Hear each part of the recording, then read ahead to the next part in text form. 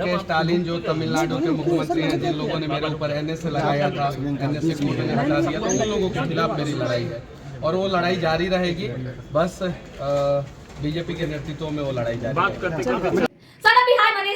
BJP join करने के बाद पहली बार आज मीडिया के सामने आए। जी हाँ, बिल्कुल आपको बता दें, आज son of Bihar Manish Kashyap BJP में शामिल हो चुके हैं और शामिल होने के साथ ही मीडिया के सामने आके उन्होंने अपनी बातों को रखा है। उन्होंने कहा कि मेरी माँ का कहना था कि तुम बीजेपी ज्वाइन कर लो, तो मैंने अपनी माँ के आदेश का पालन किया। मैं अपनी माँ की बातों को कभी काटता नहीं हूँ। उनका ये भी कहना था कि मनोज तिवारी का उनकी माँ के पास फोन आया, मनोज तिवारी ने उन्हें समझाया बुझाया और मेरी माँ का कहना था कि जब मैं जेल में था, जब मेरे ऊपर एनएसए लगा था, तो मनोज तिवारी भैया ने हमारी काफी मदद की है, तो आप बात उनका मानना पड़ेगा। और मेरी माँ का ये आदेश था कि मैं बीजेपी में शामिल हूँ, मैं बीजेपी ज्वाइन करके बिहार वासियों का मदद करूँ, बिहार को बदलूं और बिहार को आगे बढ़ाऊं, तो मैं अपनी माँ के आज्ञा का पालन करता हूँ, जिस कारण आज मैंने बीजेपी ज्वाइन किया। पहले आप सुनिए इस वीडियो में कि क्या कुछ सन ऑफ बिहार मनीष कश्यप कह रहे हैं।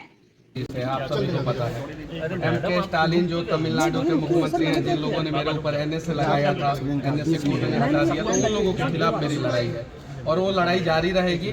बस बीजेपी के नेतृत्व में वो लड़ाई जारी रहेगी। मनीष कश्यप जी हमारे साथ मौजूद है। मनीष जी, यूट्यूब की दुनिया में और सब लोग आपको तमाम लोग जानते हैं, बीजेपी आज ज्वाइन की प्रमुख विचार क्या है? देखिए, हम लोग जो है राम भक्त हैं, सनातन के पद चिन्हों पे चलने वाले लोग हैं और मोदी जी अपने माँ को बहुत ज़्यादा मानते थे और मैं भी अपने माँ को बहुत ज़्यादा मानता हूँ। माँ ने बोला कि मोदी जी के साथ काम करो, मनोज भैया की बातों को मत काटो, बीजेपी के साथ काम करो और मैं बीजेपी को।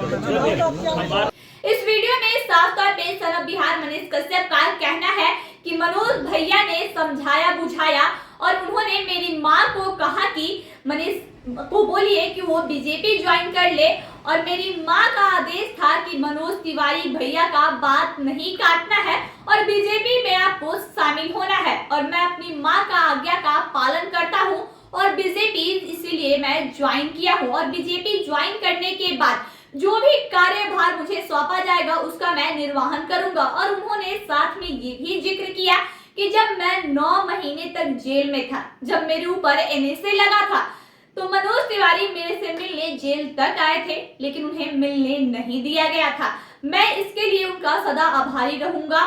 और ये आपको बता दें, सन ऑफ बिहार मनीष कश्यप पश्चिमी चंपारण बेतिया लोकसभा सीट से निर्दलीय अपनी उम्मीदवारी ठोक चुके थे, चुनावी बिगुल फूंक चुके थे, जनसभा लगातार कर रहे थे। जनसभा के दौरान उन्हें प्यार मिल रहा था, जन आशीर्वाद मिल रहा था, लोगों का समर्थन मिल रहा था, लेकिन लगातार कई दिनों से बीजेपी के बड़े नेताओं का फोन आ रहा था।